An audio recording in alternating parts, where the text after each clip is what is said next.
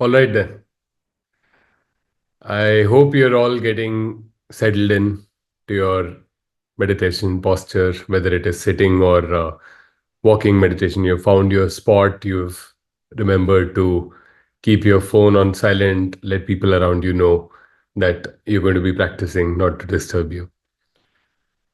I know a lot, if not all of you, will be finding the practice awkward or a little weird, right? So I'll just reassure you that it's like learning any new skill, right? So whether you're learning to ride a bike, learning to drive, learning to swim, all feels alien, possibly impossible to master at first. It's just a matter of regular practice. Through this retreat, you'll start finding a lot of change in the way you experience the practice, the kind of skill that you find yourself developing, right? To accelerate that, I'm going to share two important tips. The first one should not come as a surprise to anyone is to keep your smile going through the day, right? So doesn't need to be a wide grin that creeps out your family members or your co-workers, right? Just a slightly upturned lips, a smile around your eyes. Most importantly, knowing that you're smiling at the world. Try to use something to remind yourself to do that as often as possible. The second tip is to continue sending that wish, right? That wish that we first send ourselves and then share with a friend. Continue to send that through the day, especially when you're involved in things that are not very mentally taxing, right? So, doing any routine tasks, any transit, like traveling in a metro or a cab, right? Or doing chores around the house. Send that wish of happiness either to the friend that you've selected, right? Or to yourself if you feel you can do with some of that goodwill. Or you can send it to any person that you're with, right? So if you're waiting for a dentist appointment, send it to the person next to you, right? So perfectly fine. Continue to send that wish of happiness whenever you remember to. So these two things will actually accelerate your progress a lot, and some of this will start to make more sense based on what we cover today, right? So, which brings us to the main topic of the day: why pay attention to attention, right? We all have a sense of the word attention, and idea of being attentive or inattentive, right? But I'll go so far as to say that true transformation actually begins from a change in our relationship with our attention, right? So let's take a closer look at this mechanism.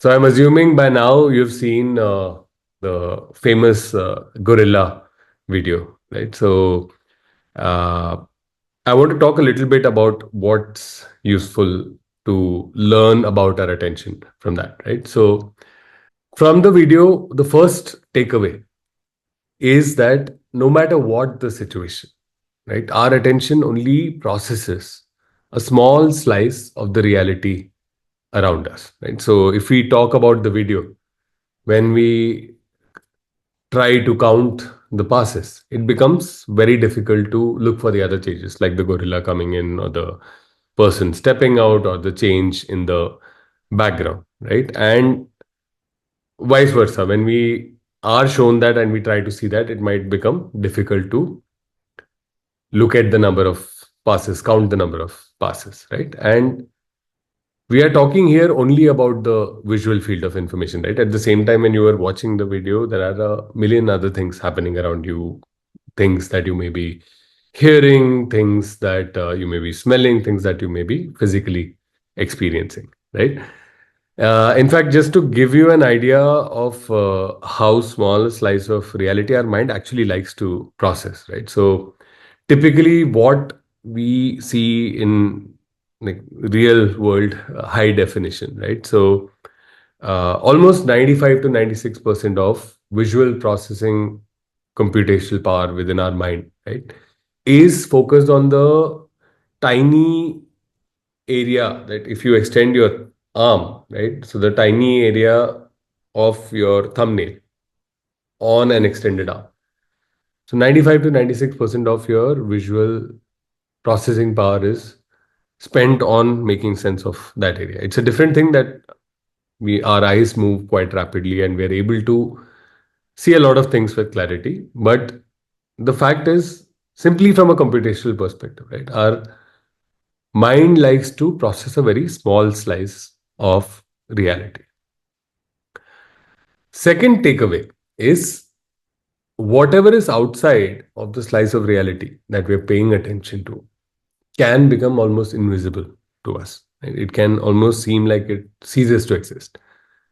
For those of you who missed the gorilla, right? So that gorilla became literally invisible, or the other changes for that matter. Or even if you were able to capture all of this, right? So at the time that you were focusing on the video, trying to figure out what's happening over there, many important things of your life, of your work life, of your personal life, right? So they just go into the background. It's almost as if for that duration, they cease to exist. So this is the second important takeaway, right? So let me just repeat those two. No matter what the situation, our attention only processes a small slice of reality at any given time. And whatever we don't pay attention to effectively doesn't exist for us in that moment.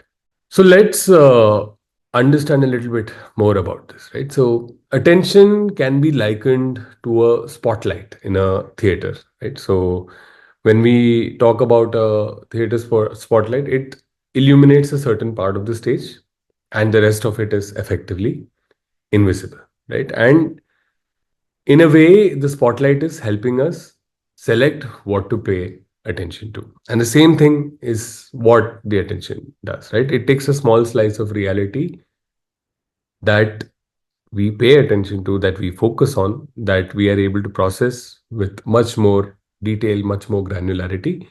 And the rest of reality becomes almost invisible to enable us to understand that part more deeply, right?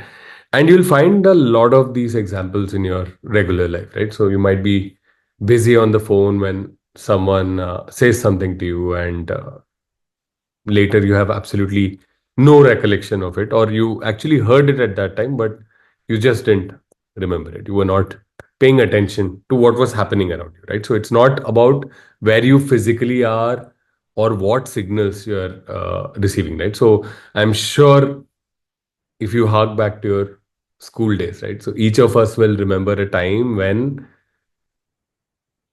all students, for example, are receiving the same kind of signals, right? The same light, the same information coming from the teacher. And suddenly we are sitting, maybe daydreaming about what we want to play after school, or maybe we are hungry and we're thinking about food. And what's actually happening in the reality around us is completely invisible, completely lost on us, right? And many other examples like this. So let's use this understanding to take a closer look at our experience of life. Let's try and understand. We talked about, you know, the idea of improving our experience of life, working on the quality of experience that we have through our life. Let's try and understand how attention relates to this. So to do that, I'm going to use a few visual aids, right? So I'll just bring it up on my screen. So I'm going to go so far as to say that our life experience is governed by our attention, right? So I've used this line in the sense of a timeline, right? And represented the contents of where our attention is, right? By these little bubbles or clouds, or thought bubbles, typically, like you might see in a comic strip, right? And think of these as representing where the spotlight of the theater of the mind is at any given time, right? So let's say you were thinking about something before this video started, and then you started listening to what was happening here. Maybe your mind went to could relate with some of those things, right? Some of the examples that we're talking about, or you could relate some of the learnings about attention to something in your own life, and your attention went there. And maybe Suddenly you remembered something about work, something about something you have to get done, something that happened earlier in the day, and your attention went there, right? So think of the spotlight of attention moving to different parts of the stage of your reality, right? And each of these thought bubbles or clouds representing one of those movements, right? And if we go back to what we reflected on about attention, one, that each of these consists of only a small slice of reality. The second, that while we are thinking about something, the rest of our reality can become almost non existent, can disappear from view. So, given that, it's easy to see that our experience of life is actually governed by the series of movements that our attention makes and the places where it rests. So, literally, your experience of today so far is the sequence of places where your attention rested, right? It's this sequence. If this timeline were to represent maybe a minute of your day, and you were to extend this timeline and you were to populate it with the different things that you thought about, that your attention went to, that is defining the experience of your day. Let's move to something more interesting, right? So, especially this becomes evident when we are practicing, right? So, not only is our experience governed by attention, our attention may not always remain on things that are useful or valuable to us, right? So in this case, let's look at the blue bubbles, right? Think of these as representing, say, you're being with the object of meditation. You decided that you want to sit right now, and in your mind, that is a good use of time, right? That's why you're here. And you decided to, that is what is valuable, that is what is useful to do at that moment. You gave yourself permission to do that. And still your mind went to something or the other. Maybe something someone said to you earlier, maybe something you have to get done, right? And your mind kept drifting again and again, comes back to the object, drifts again. This is the second thing we need to understand about attention, that even if we realize that attention governs our experience of life, it is not easy to keep our attention on things that are valuable and important to us. There's another very interesting thing that happens that all of us are subject to, right? There are, and I've represented these with these dark red bubbles. And these are what I like to call rabbit holes, right? So all of us have our pet rabbit holes, and what happens is our attention can often go into these sinks, right? And settle very nicely while we struggle to potentially keep it on things that are useful, things that are valuable to us, things that are helping in our growth.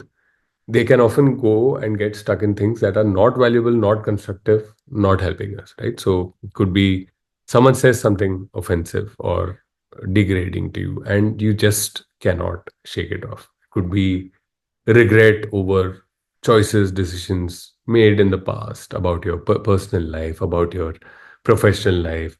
It could be anxiety about the future. It could be anxiety about your financial stability. It could be pain, seeing maybe the condition of a loved one who is suffering from something. And these rabbit holes are very peculiar because we can end up spending a lot of our time, devoting a lot of our experience of life in these bubbles, in these areas, and emerge with nothing more than more questions, hardly any answers. Right? We can end up going around in circles, not solving anything, not learning anything, not prepared for any new action, anything that changes our situation in the world. Right? And these can be a very big sink of life. All right. So we reflect that attention governs the experience of our life, that it can often stray away from what is useful, and that it can also get stuck in things that are not really useful, not really constructive for us, right? But what does this have to do with our overall perceived quality of life, our happiness, right? Think about, you know, some of the days where you've been really happy, joyful, and there are days like that where nothing extraordinary has to happen. You don't have to win the lottery. You don't have to get a promotion. You don't have to make a killing at the stock market, and still, you know, you are having a great day, right? And there are other days when the same things happen. Right? It's not like you caught any more red lights. Right? It's not like your stock portfolio jumped up or more compared to any other day. It's not like you got into a fight with somebody beloved to you, right? And still you may not feel very great that day, right? And this is where these little attentional movements make the big difference, right? We tend to narrate a recap of a day to ourselves. If I was to ask you, how was your day? You might tell me that this was my morning routine, and then I headed to work, or dropped my kids off to school, and I had this for lunch. I had three important meetings, and found some traffic on the way back, and I had a caught up with a friend, then had a dinner that I enjoyed, and that's it. Like, so maybe 10, 15, 25 things that you can describe, right? That's how you recount your day. But the real experience of life, actually, and the difference between that happy day when nothing extraordinarily good happened, and that grumpy or unhappy day when nothing extraordinarily bad happened, actually lies in the details, right? Each of these little attentional movements, right? So whether you were in traffic and at that time getting absolutely annoyed at the state of the city, state of infrastructure, or the driving behavior of someone else, or on a better day, maybe you were able to accept this, maybe you were thinking about something else, right? Your attention was in a different place. Each of these little attention movements counts and adds up to your overall experience of life, right? The cumulative effect of these attentional movements, the places where your attention stops, determines whether we feel frustrated, flourishing, languishing, anything in between, even on a day when nothing really went wrong. So our quality of experience is also determined by where all our attention stops. And we never think of our attention in this way.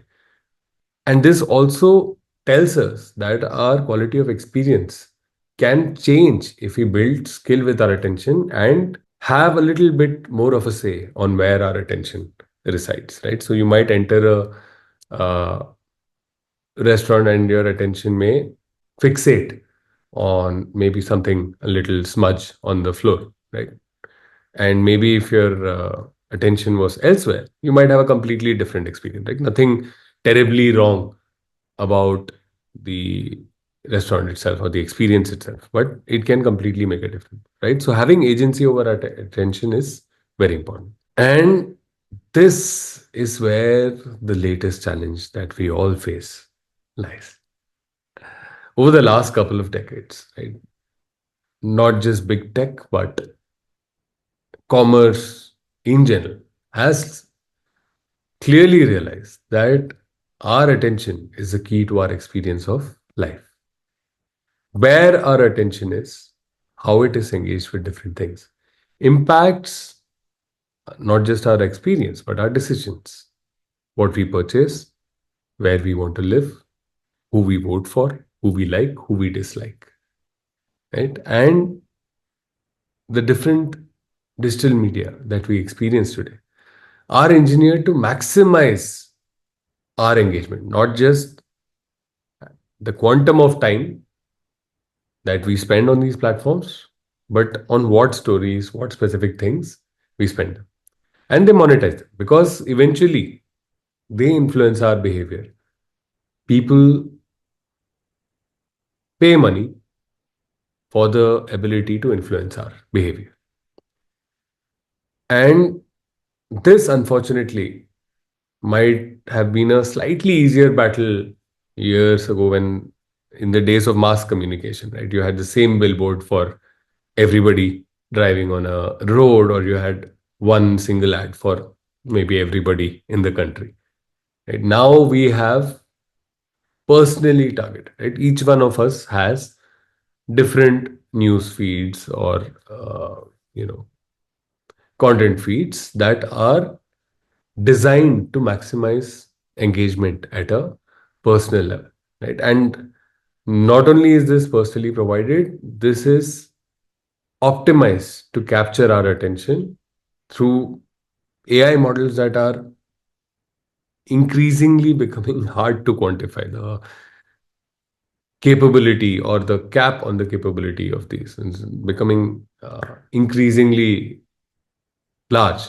And not just these models, but these models trained on the data of billions of interactions by not only us, but everybody around the world, that may or may not be similar to us in varying degrees. Right? So it's like a arm wrestling match between our ability to have agency on our attention, and the supercomputers, AI models, and big data designed to keep us hooked. It's almost tragicomically mismatched. That's where we find ourselves today. So let me recap everything that we've discussed so far. Right? First, attention focuses on a small slice of reality to the exclusion of other parts of our reality. The series of things that on which our attention rests defines our experience in life.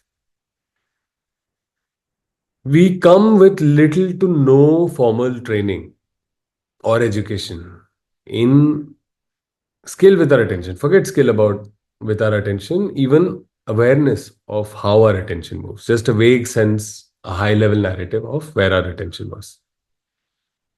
Our attention is constantly under siege by the attention economy, by the forces of the market that are intent on using our attention to influence our decisions.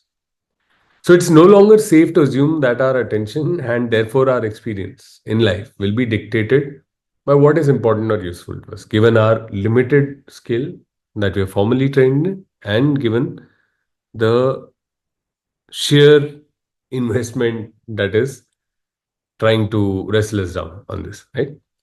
And while there continue to be efforts like, say, the Time Well Spent Foundation that has recognized this kind of a danger and is working on making wholesome changes to tech, I would sincerely recommend that it's not a winning strategy to rely on the systems to change, or these people to have an overwhelming victory in their battle. Right?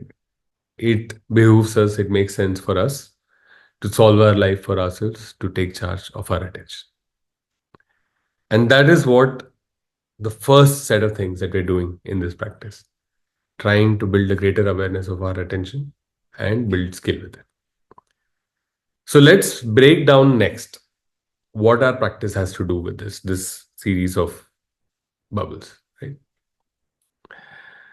So we talked briefly about mindfulness. It is a big part of the zeitgeist. Possibly awareness or interest in this word is what brought you here in the first place.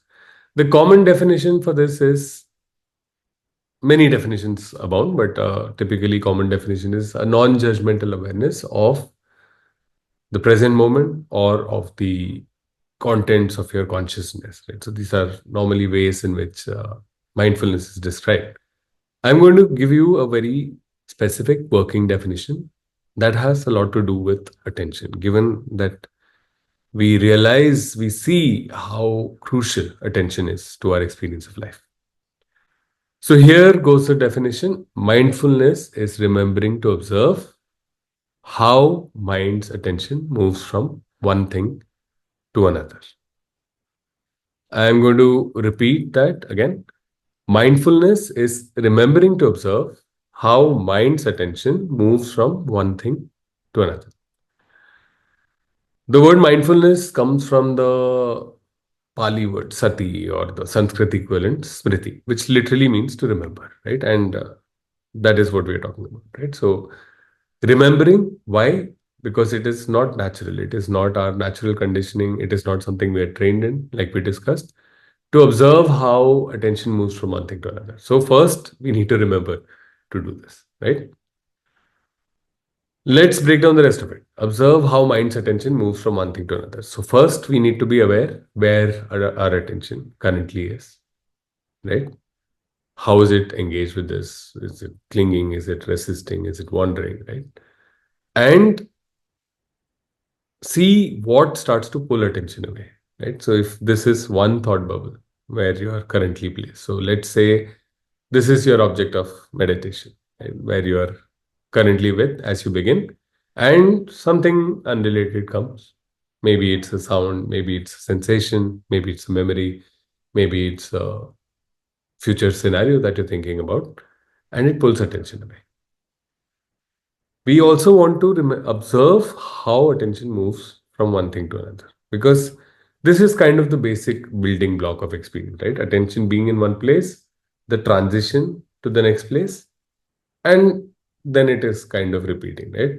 It's resting here, moves to the next place, and the next place, and so on. So this is what we want to start becoming more aware of, because as we become more aware, we start understanding how our whole system of experience works, and even to develop skill with it, right? We need this awareness. And how do we practice the skills? We use the 6 R's. We use right effort, right? So let's break down the steps of the 6 R's.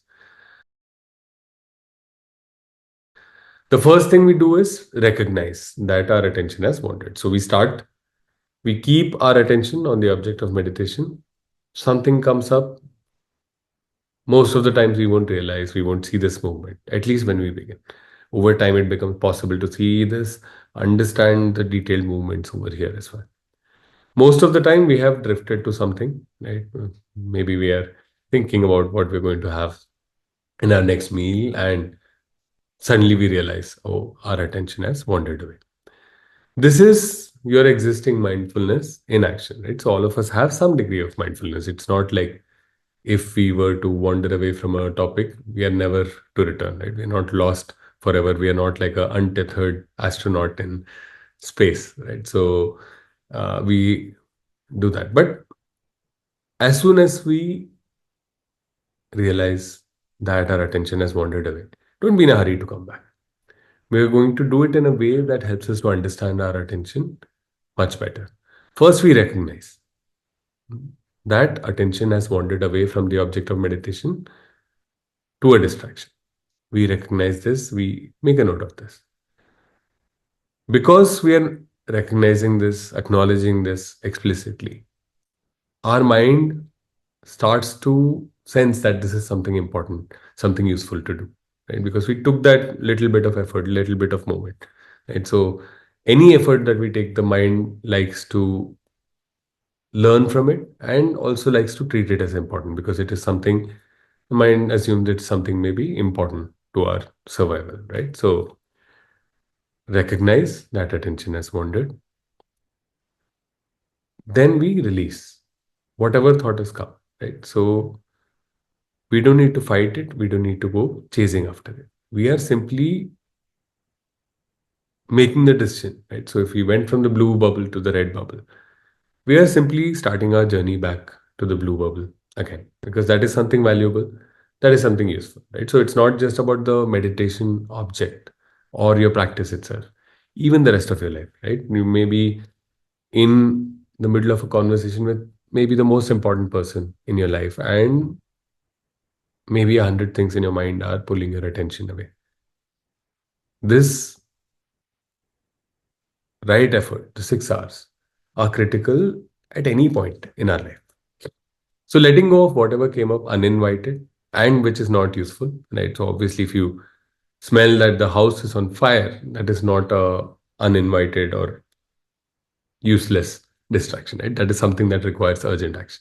As long as it is not that or anything serious like that, just let go of the distraction. Let it be like an uninvited guest. As we do this, the next thing we realize is that there's some tension or some tightness around our mind, our body has developed as we gripped onto that distraction, right? And this will be harder to see in the beginning, but it will become more and more apparent as you continue to practice, right? So let go of this tension, just relax. It's like putting down heavy bags of grocery, for instance, right? So relax, let go of any tightness. It's okay if you find it weird in the beginning, you'll get used to it.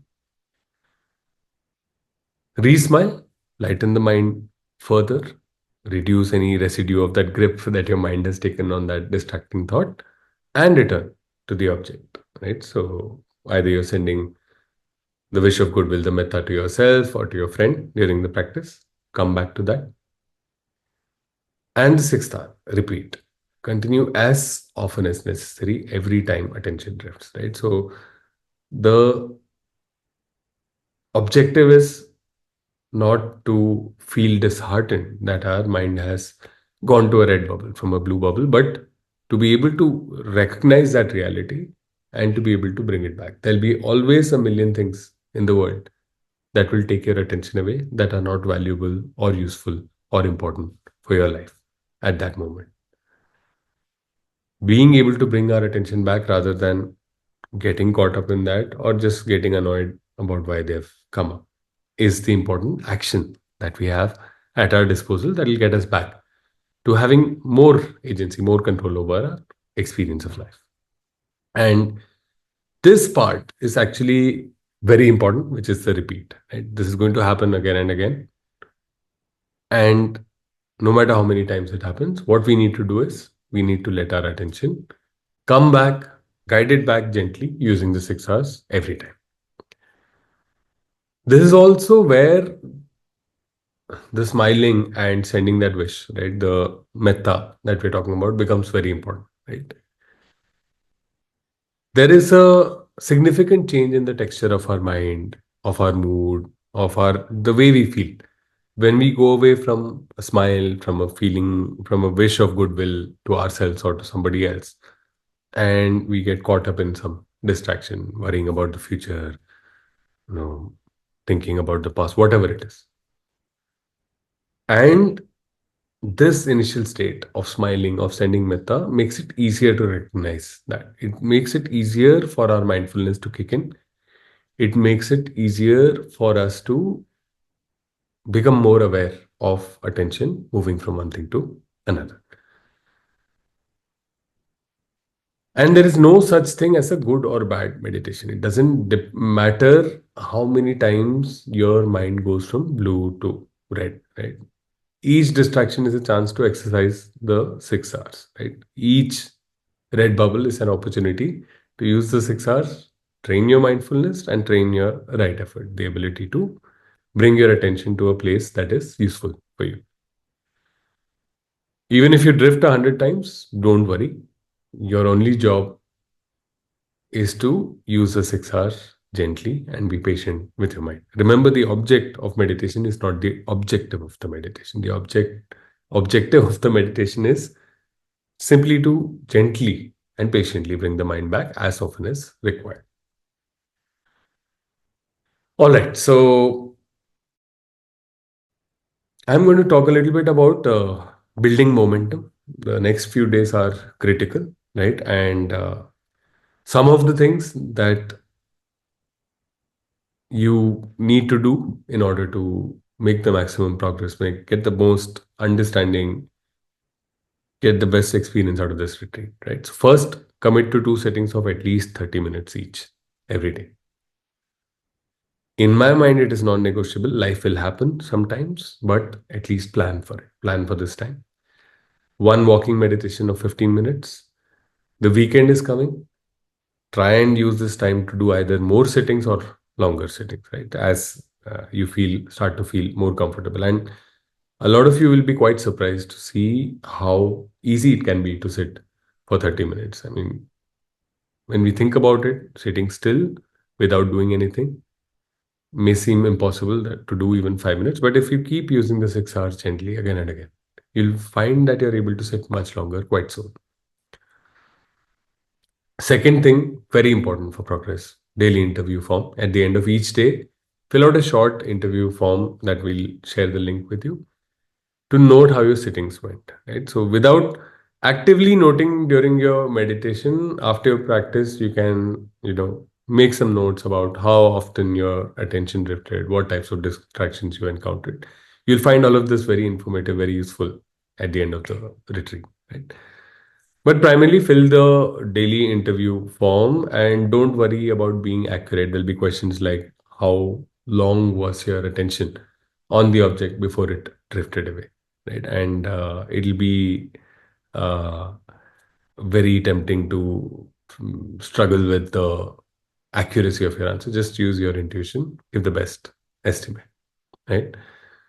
Third thing, like we mentioned earlier, identify active meditation opportunities, times when you might either be spending time on your phone unnecessarily just because there is nothing else to do, or things that are not mentally taxing, right? So traveling in a cab or a metro, or while you are making the bed, or uh, washing dishes or any other chores, right? So keep sending that wish of happiness to yourself or to your friend or to whoever is around. Keep the smile going whenever you remember, right?